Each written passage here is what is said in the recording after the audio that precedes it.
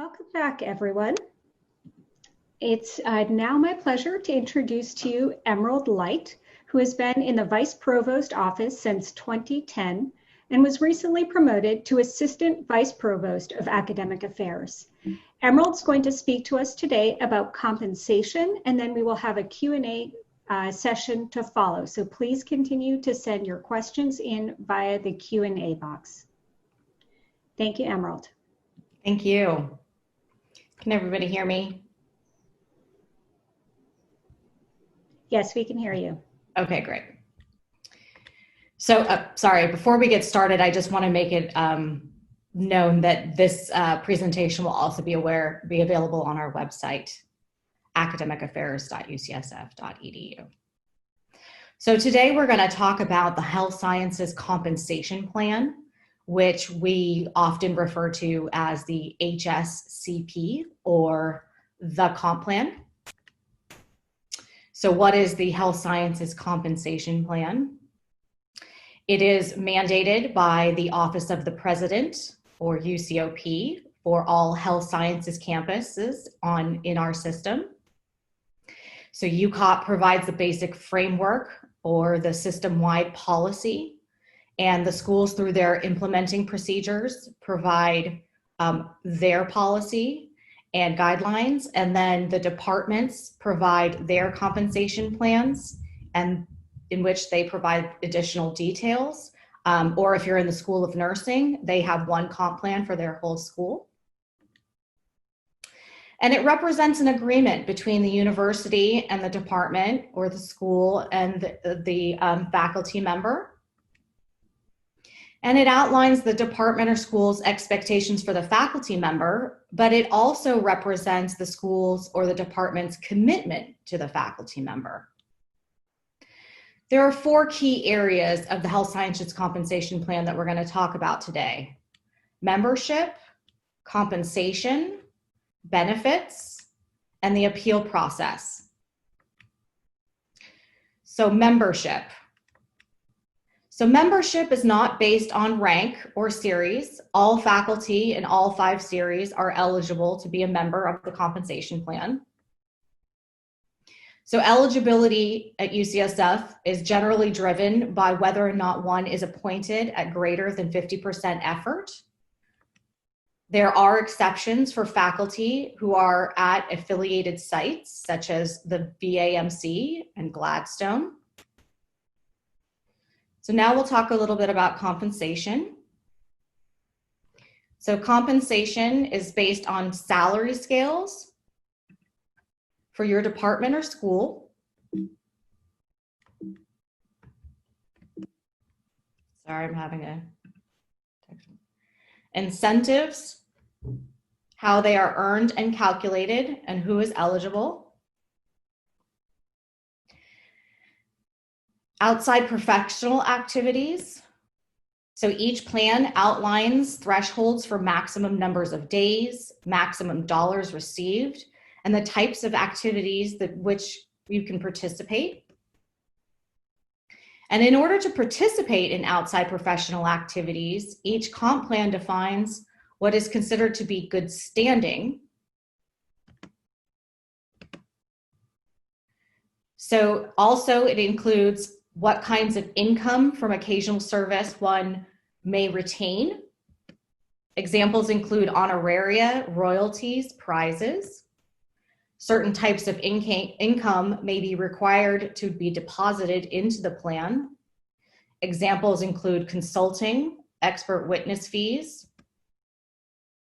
Patient care activities must be provided within the university setting or as part of an approved affiliation agreement or a professional service agreement, which we commonly refer to as PSAs. All clinical income is due to the plan, and in no case will plan participants be allowed to retain income from patient care activities.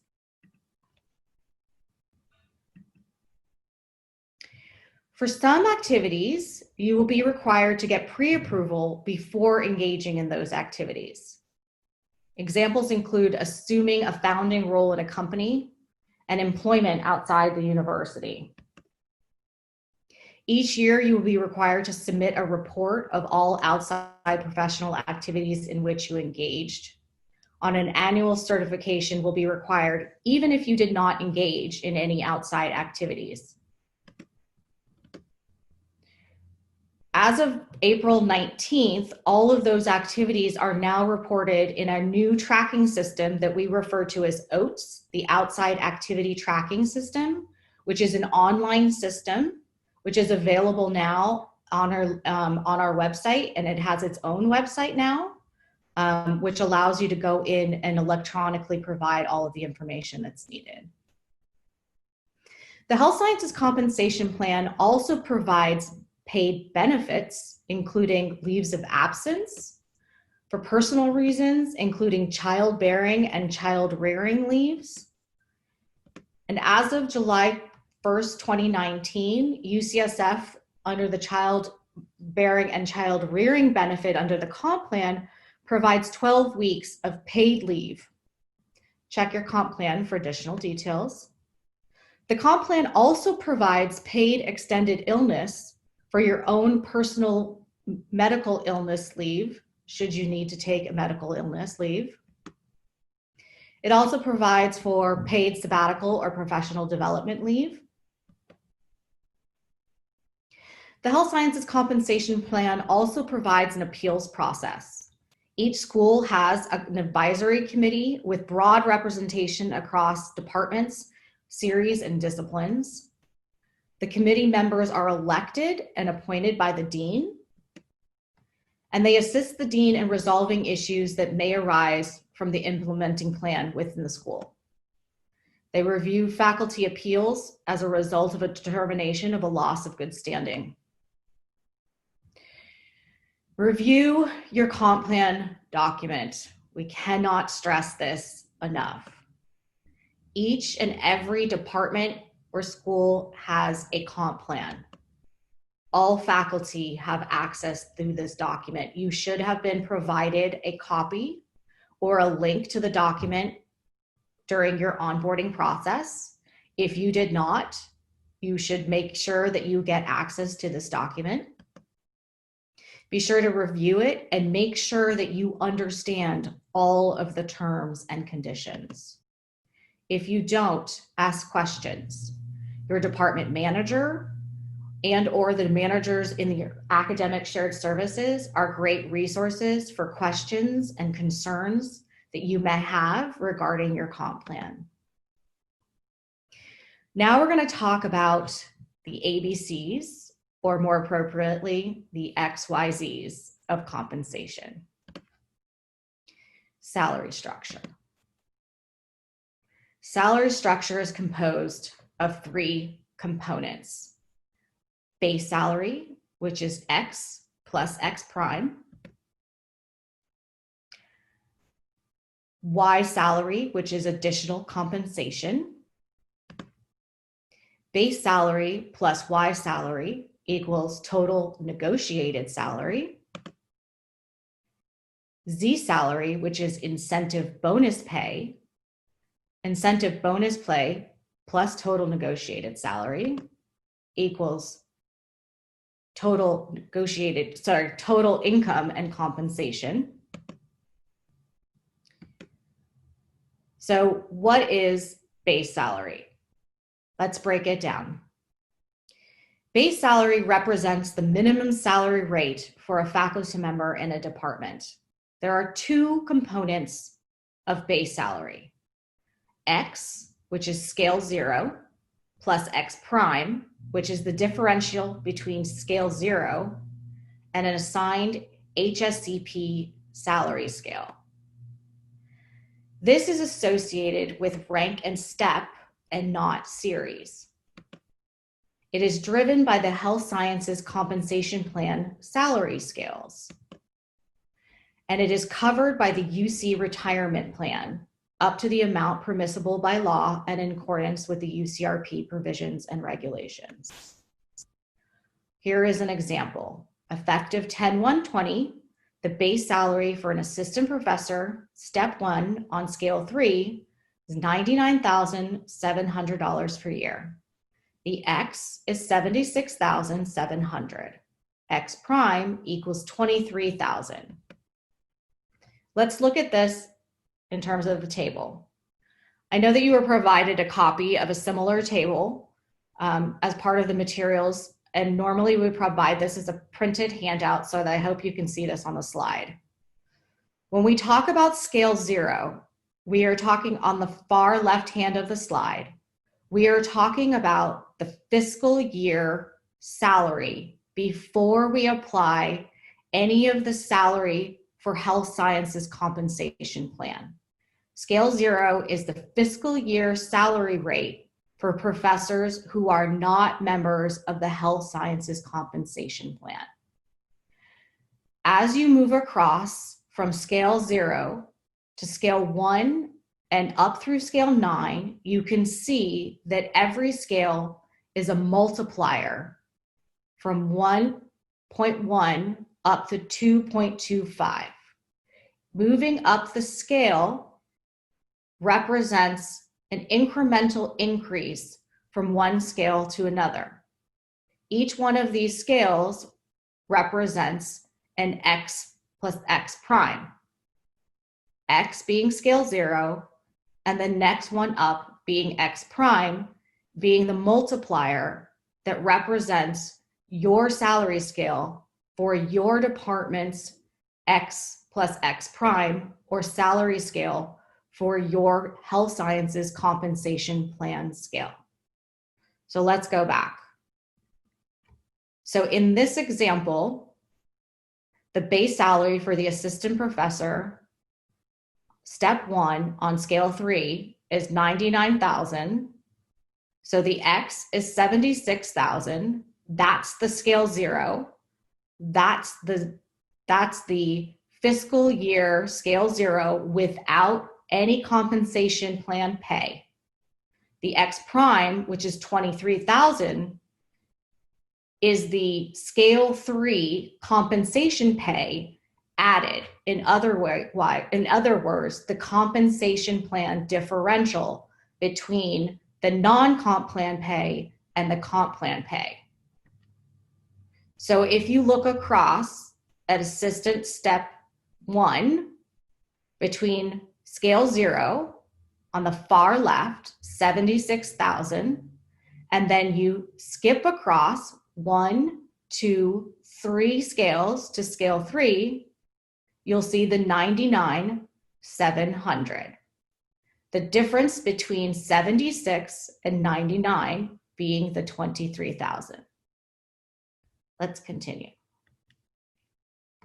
What is covered compensation? Covered compensation means it's used for retirement calculations, used for benefit calculations, used for life insurance, used for disability insurance. You can note that life insurance and disability insurance on the Y portion of the salary may be available for additional purchase through your school. You'll need to talk with your school representatives or your benefits representatives to find out if your school offers additional insurance for the Y portion of your salary. Sample salary scales. So I'm going to throw another term at you now. Academic programmatic unit. An academic programmatic unit is composed of faculty with similar clinical teaching and research responsibilities. The characteristic of the group, the type of activities, potential for income, are used to determine the salary scale upon which the group members' additional base, or X prime, will be calculated. All members of an APU share the same salary scale. So this is how departments determine who will be on what salary scale. Some departments will have everyone on the same salary scale, and some departments will have multiple salary scales within their department. And what determines which salary scale you will be on are these academic programmatic units. This table represents different programmatic units. So as you can see, on the left column, we have 3 departments: Department A, B, and C. Department A has chosen to have only 1 academic programmatic unit, and they have decided that everyone in their department in that 1 academic programmatic unit is on scale 3. Department B has carved out 2 APUs, one for folks with clinical responsibilities and one for those who do not have clinical responsibilities. Those with clinical responsibilities are on scale 4. Those who do not have clinical responsibilities are on scale 1. C, however, has made the distinction between those with clinical responsibilities who have medical degrees and those who have clinical responsibilities that do not have medical degrees. However, their scales are scales 5 and 4. And on the far right column, you can see the differential in the scale's pay. So why isn't my department on scale 10? Don't we all want to get as much money as possible? Well, for one thing, there's no such thing as scale 10. But joking aside, the reason is departments with limited revenue will not have enough money to fund a high covered comp, which must be supported by departmental income and taxes. So departments that can't afford to cover higher APUs must be on lower APUs.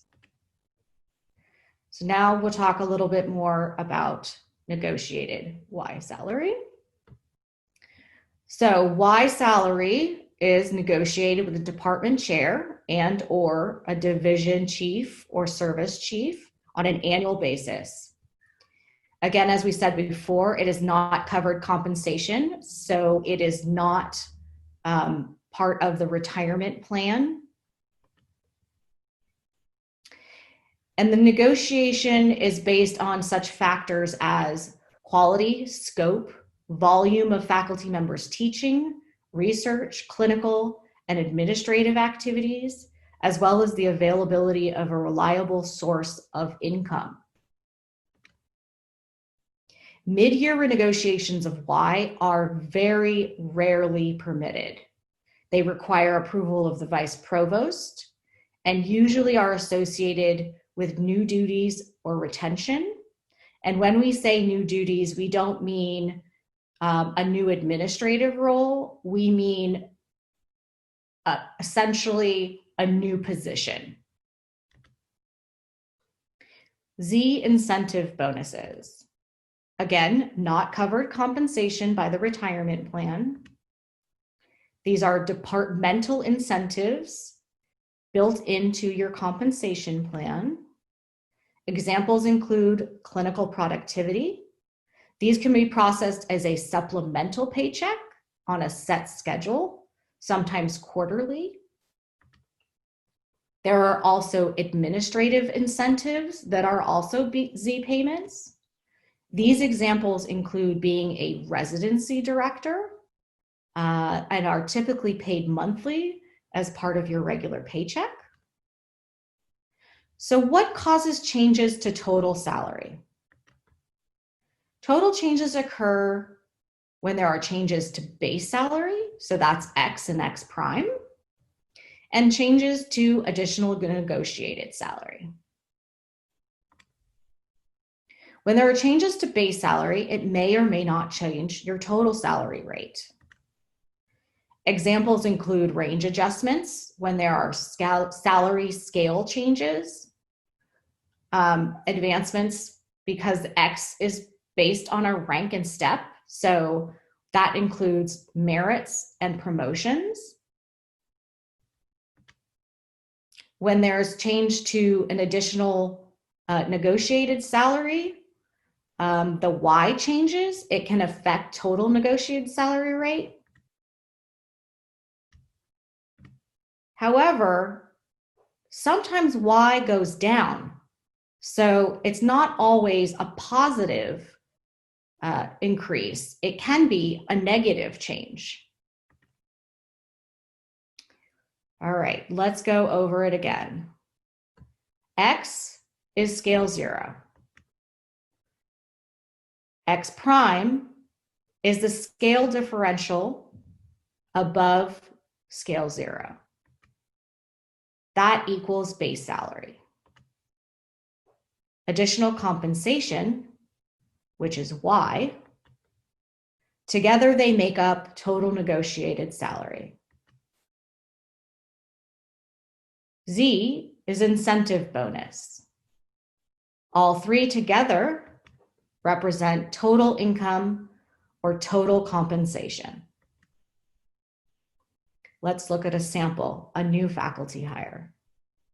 Dr. Lee will be hired as an assistant professor in residence, step 3, in Department Q on October 1st, 2020.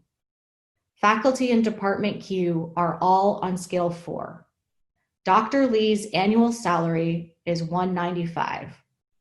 Dr. Lee receives an additional $10K a year for serving as Department Q's residency director.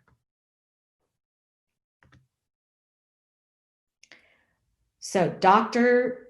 Lee's getting $120K for his X plus X prime, so his base salary for scale 4, assistant professor 3, his covered comp, plus he's getting $75,000 in Y, his negotiated salary, which is not covered comp. His total negotiated salary then is $195. He's also getting $10,000 per year in a Z payment for being the residency director. So his total income or total compensation is $2,005. Here are some frequently asked questions. Where can I get more information about retirement and benefits? So there is a UC Benefits Specialty Center. They have many resources available online. Here is the link. You can also find information about how to contact benefits office directly. Where can I find additional information about outside professional activities? You can contact your department manager, or you can visit our OATS website. How do I successfully renegotiate my salary? If you stay for the Zoom session this afternoon, there will be a tips for faculty success with department chairs, and this is something I believe they will cover. We also have lots of resources available embedded in this program, and this presentation will be available on our website, so all of these links will be live. And now I will turn it over to Hannah to prompt me for some questions. Great, thank you, Emerald. Well, you can't explain X, Y, and Z to me enough times to get it all straight. And I'm sure there's tons of questions from our audience. I'm fielding those as we chat. Let's start first with a question about what to expect next year. There's a lot of worry, a lot of questions related to what happens in 2021. Are you able to speak at all to what happens with salaries, raises, negotiations, the hiring freeze? What can you tell us about next year? Yeah, so I didn't include that in this presentation because we were going to talk about it during the questions, I was sure. So what happened with the hiring freeze and the salary freeze? So the salary freeze is actually in two parts as it affects UCSF. The first part came down from OP, and the part that came down from OP was actually a freeze to the scales. So the scales. For our new faculty members, can you tell them what OP is? Oh, sorry. UCOP stands for University of California Office of the President. Mm-hmm. So that's like the mothership to all of us. And that's where, we take our marching orders from the president. So the president this year decided, so the president decides every year how much money will be, in terms of what we call a range adjustment to the salary scales. And that grid that I showed you, and that's also one of your attachments that shows the scales 0 through 9. Every year, the president decides how much money will be added to each one of those steps and ranks and across all of the scales. And that represents what folks will get incrementally, whether you get a merit or promotion or not. And in years past, in general, in some years, even if there isn't a freeze, it could be anywhere from 0 to, I think, 3 is usually the maximum, somewhere around there. So the last few years have been 3. We had some recent years that were 1.5. So they're not huge range adjustments. This year they were frozen, so it's 0. So that's the scales. That's what we talk about when we talk about that the scales are frozen. There's no range adjustment. But folks are still going to get an increase when they get a merit or a promotion, because you're still going to get an incremental increase when you go up a step. You're just going to get the same incremental increase that you would have gotten in 2019. What we did at UCSF is that each of the schools then decided that they needed to do some cost mitigation.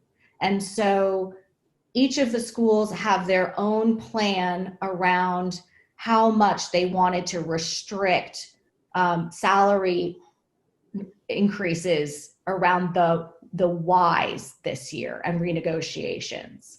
So I'm not saying that nobody could get an increase, but the schools took the lead on that. And so it's really up to the schools to decide for next year. Some of them said only by exception. So we really have to look to the schools to see what will next year look like. So it's not driven by OP as to whether or not renegotiations will go forward in 2021. Okay, so let's see if I got this straight. So the Office of the President sets the salary scales. Correct. And those are frozen, not going to change at all between 2019 and 2020. But we don't know yet about. They're frozen through June 2021. Okay. Okay. And then they come out typically in October, but the president decides whether it's going to be July or October. I see. Okay, so we're still maybe waiting for what happens after June 2021. Correct. And then with respect to actual salaries, the total compensation, yes. The policy about freezing versus any raises in salary will depend on the schools. Right. So the quote unquote hiring freeze, that is currently through June 2021. So that's for new hires, although each control point has an essential hire process. So if a unit has a need, they can appeal to their control point and make a case. So there is a process for an appeal process. And right now that goes through June 2021. Great, that's really helpful. A lot, I know it's on a lot of people's minds. People are very nervous about what happens next. Let's just to clarify this point about promotions in the setting of the salary freeze. One participant wants to know, is it even worth it to go up for my promotion if my salary is going to be frozen anyway? Oh, absolutely. You should never, so promotions are definitely still worth doing. For one thing, you're going to get that step increase. That rank increase. That's still going to get you the increase between the ranks. That's a few $1,000s. It's also building on your retirement, so that's important. You still want that. It's also career building, right? You don't want to, and Brian could probably speak to this too. In academia, you don't want to slow that train down. That's really important for you to keep that momentum going in your career. That's something from the outside perspective that's going to look like what there might be something wrong that you took longer to be promoted. I would keep those things separate. That's not about money. That's about your academic career. That's about how your peers view you. I would keep the money aside from that. And down the road, we go through hard financial times. This is cyclical. I mean, I've been here for 17 years. We had a recession in 2009. We went through, I've been through this before. We went through furloughs. We went through a major recession. We've bounced back before, but you never want to slow your career down. You don't know what other opportunities are going to be afforded to you in the future. Great. So that's helpful. I'd like to switch gears now to childbearing. And what are the rules around childbearing leave? Specifically, if you've only been an employee for less than a year, are you still eligible for the 12 weeks? And then added on to that, what if a faculty member needs more than 12 weeks for childbearing leave? So if you are appointed, if you are in your appointment and you're appointed for more than a year, so let's say you have a full-time appointment as a faculty member, you will get the full 12 weeks even if you haven't been here for the full year, as long as your appointment is for a full year. Does that make sense? Yeah, that's helpful. So even if you're just 6 months into your first year of appointment, you can still take the leave as long as you have a year-long appointment. Correct. You can't, in other words, sometimes people ask like, well, I'm a resident. Like they try to add residency into it. That doesn't count. So you need to actually on your first day you need to be in the appointment at the time. You can't have the baby before and then ask for it. Okay. But yes. And then what advice do you have for people that want to take more than 12 weeks? So when I say you're eligible for 12 weeks, I'm talking about a pay bucket.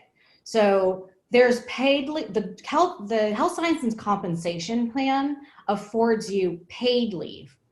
But the APM actually affords you more time off, right? We have leave benefits that are longer that allow you time off, for which you can apply vacation, you can take unpaid leave. There are a variety of other ways that you can take time off. It's just that we only pay you for that 12 weeks.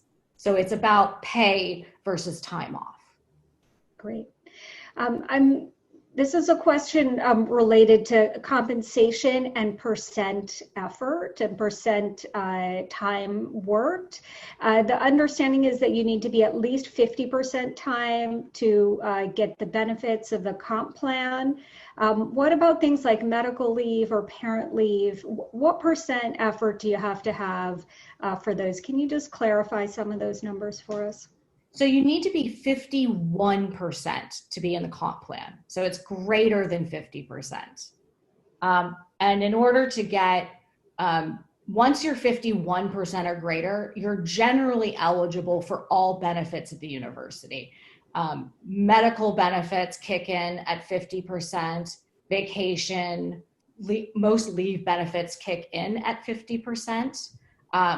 you'll be eligible for FEMLA, you'll be eligible for a lot of other types of job protections, but most benefits will be prorated. So that's another thing you have to take into consideration. So yes, you will be getting the 12 weeks, and you will be getting, for instance, if you have a medical leave that you need to take, it will, like your extended illness, it's going to be prorated by your percentage of effort. So it's something you need to take into consideration, but you will be eligible for all of those leaves. Okay, so let's see if I understand this correctly. If I'm working 51% time and I want to take a parent leave, I could take the 12 weeks, but I'd only get paid for 51% of that based on my effort. Is that right? Yes. Okay, that's great. Let's see, let's ask another question about salary and equity for salary. What efforts are the departments making to ensure equity across salary when it comes to Y and Z? And especially a lot of questions about URM and female faculty. Mm-hmm. This might be a question for the department chairs later today, but anything you have to offer here? So our office and yes, department chairs are involved in this process. You can definitely ask them this. For the last, and I think it's been 5 years, we have regularly done a faculty equity study, and we have about 5 years of data that's readily available on our website. So I can't quote any actual numbers to you, but we have a ton of data and reports already available. So if anyone wants to look at that, we call it FSER, Faculty Salary Equity Reports. All the schools are involved in it. So there's reports for all schools, and it involves both ethnicity and gender reporting. So I would encourage people to look at that if they have questions about equity and reporting it. It's my understanding it includes all components of pay. Great. And my understanding is there's been a lot of work done in the last 5 years to really review those and understand equity in terms of salary and work towards making adjustments as needed. Yes, there it has. And I think it's much more complicated than just crunching numbers than one would think. So it's going to take a lot more work than just looking at components of pay. But we definitely have the data there if people are interested in taking a look at it. And I think there are a lot of people, both chairs and our deans, who are very invested in this issue. So I would urge anyone to have discussions with them about it. Great, thank you. I'm going to switch gears to outside professional activities reporting. Mm-hmm. Do faculty need to report both paid and unpaid outside activities? So for example, if they volunteer in the community, does that get included on the outside activities report? Generally, no. So the way that outside professional activities work is that it's broke. If you've never done this before, it's broken up into categories, and there are 3 categories. They're numbered 1, 2, and 3, and they're designed to carve out what would be perceived to be conflicts of commitment, and from highest to lowest. And so those that are lowest on the conflict of commitment register tend to be those that do not have to be reported. So in general, if there is no conflict of commitment, then you don't have to report them. But again, it really depends on the activity.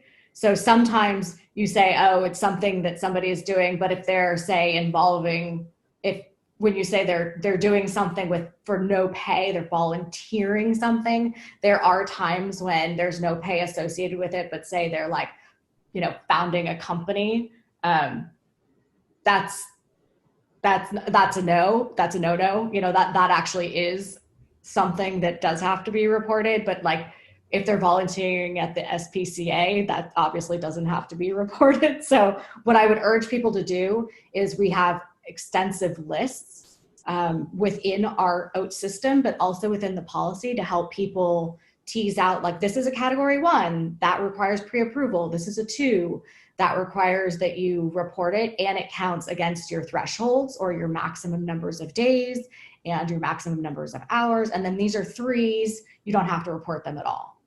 So there's really a lot of information. It becomes pretty simple to sort of tease those out. And then the ones that are kind of where you're not quite sure, we have a lot of people that you can call to like help you work through those.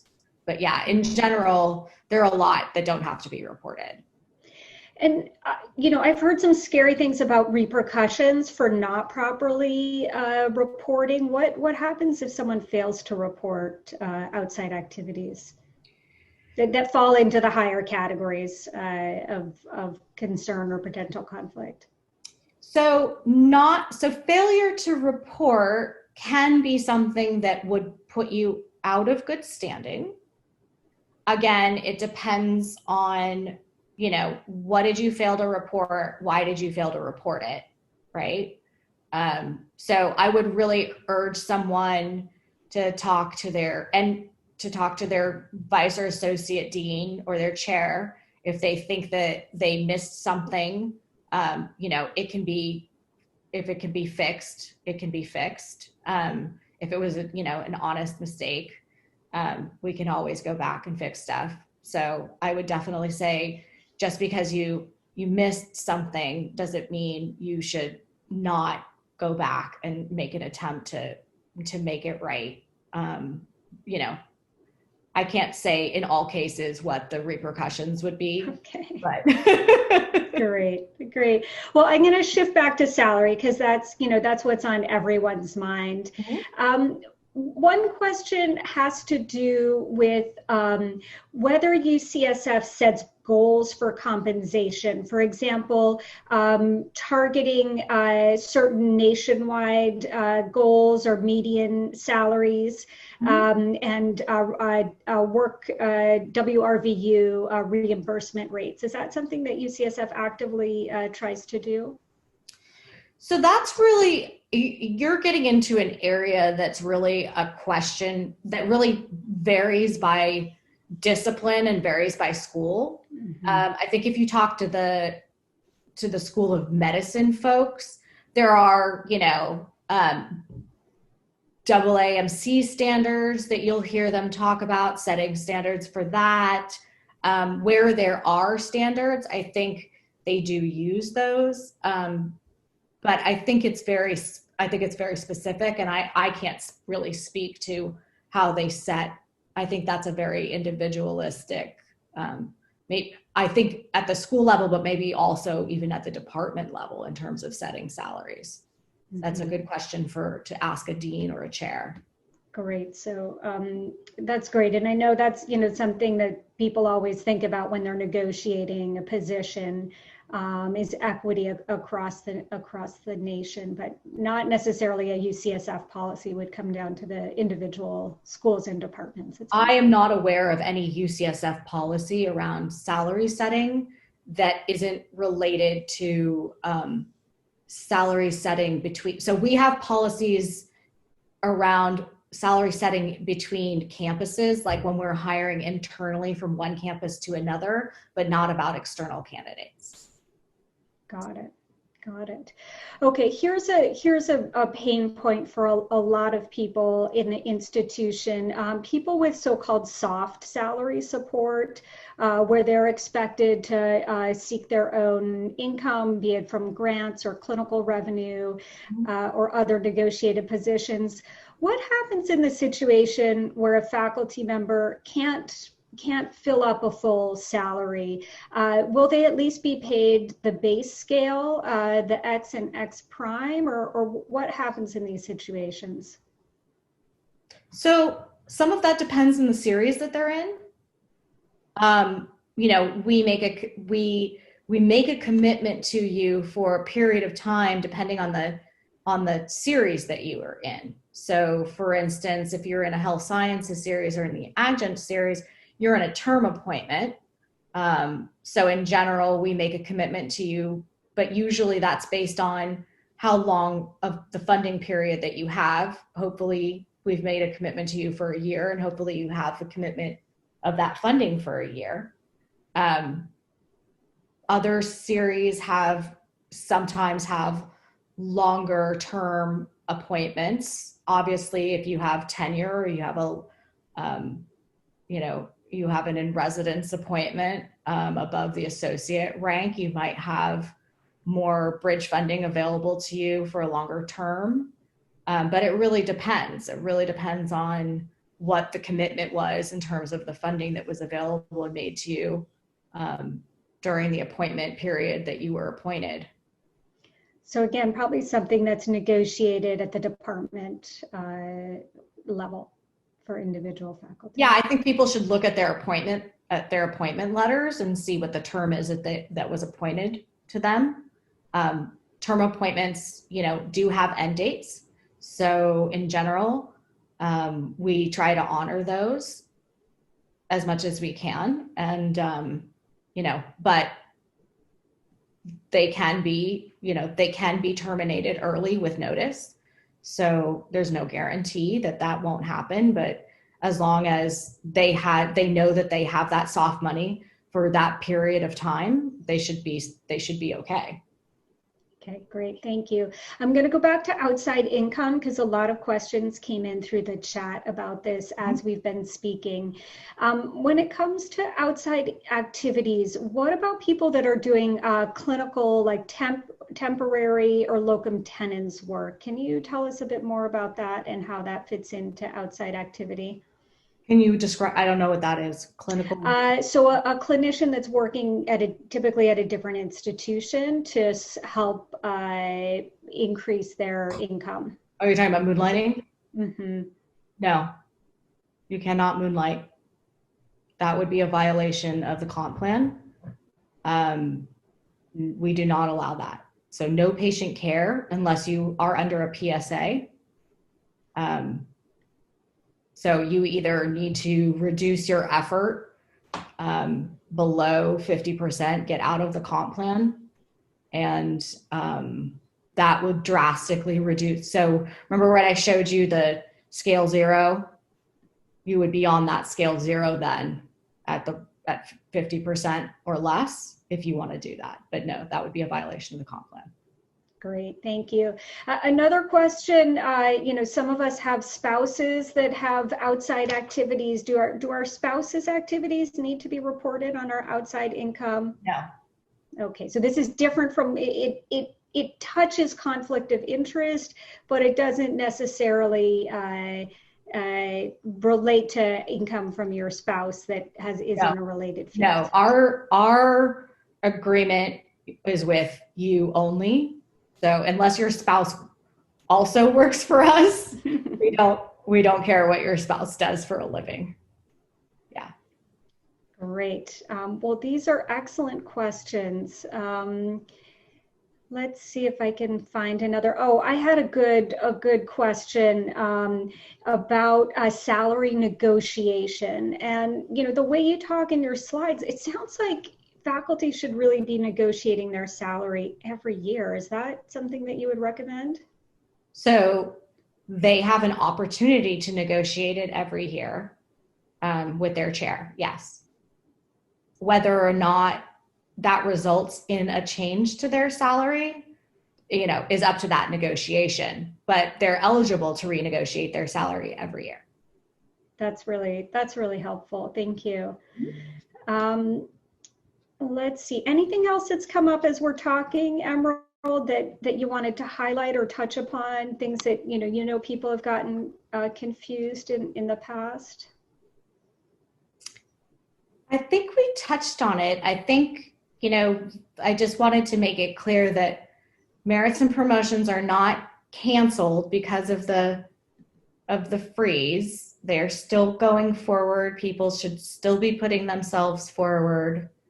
And the base salary will continue to increase even if you go from step 2 to step 3, you You're should still be gonna get, changing that base salary from 2 to 3, even if your total salary stays the same. yes, And your compensation, your covered portion will increase. So it's worth it to do it. absolutely. I really would not, I really would not defer an action because of what we're seeing right now in terms of compensation. That's great. I know there's a lot of questions and anxiety related to next year, and I understand we don't have all the answers yet, but it's good to know some things should continue to go forward as Yes. usual. And the other thing I would say is definitely get to know your support staff in HR and in benefits, and really utilize them to help you understand this is not easy. You know, these concepts, these policies are not easy necessarily to understand. So, you know, if you need to ask the same question a few times to get it, if you need to talk to people, you know, let them walk you through it. Let somebody, especially leaves can be really tricky. So, you know, don't wait until the last minute, or don't assume something. And please don't just ask other colleagues. Every situation is different, and people rely on misinformation. I cannot tell you how many times I have heard things that somebody said that they heard from somebody else that is just wrong. So please call your specialist, call someone to help you. We're here to help. That's really good advice. One last question that I wonder, this might be, it's probably beyond the scope of our talk today, but I know we do have people joining us from other affiliated institutions like Oakland Children's Hospital, like the VA, like Gladstone Institutes. Do you have any advice for them in terms of understanding how compensation might differ based on their specific institute, and who they should turn to understand how that works? So Children's Hospital Oakland is different, very different than the VA and Gladstone, because many of them are paid directly by us. So some of them are receiving pay, I think, through us. But at the VA and Gladstone, they're very different. Many of them are not in our comp plan, and they don't receive our benefits. So this presentation wouldn't apply to them in many cases. So I don't know who they should talk to. But if they do receive our pay and benefits, then, you know, all of these presentations are online. They're available. We have lots of resources, and we have gone out to Children's Hospital. I know that Brian and I gave a presentation to them about a year ago on some of these topics. So, you know, if we need to, we can reach out to them and do similar presentations. Not necessarily Faculty Development Day, but you know, I'm happy to do this presentation if they need it. That's really helpful and a really great place for us to end our chat today. I wanted to remind everyone that a recording of this session will be available, and Emerald slides will also be available online. We'll also make available to participants the pay scales that were shown during the presentation. I know a lot of people want to look at those, and we've had some questions about that. So we'll make sure that participants are able to look at pay scales, and then your HR personnel will be able to tell you which pay scale your unit is working with. Yeah. Thank you. Great. So thank you, Emerald Light. It's been a pleasure to chat with you. Really appreciate your taking the time with us today. I'm going to take a 2-minute pause for people to stretch, and then we'll come back at 10:30 with our next speaker. Thanks, everyone. Thank you.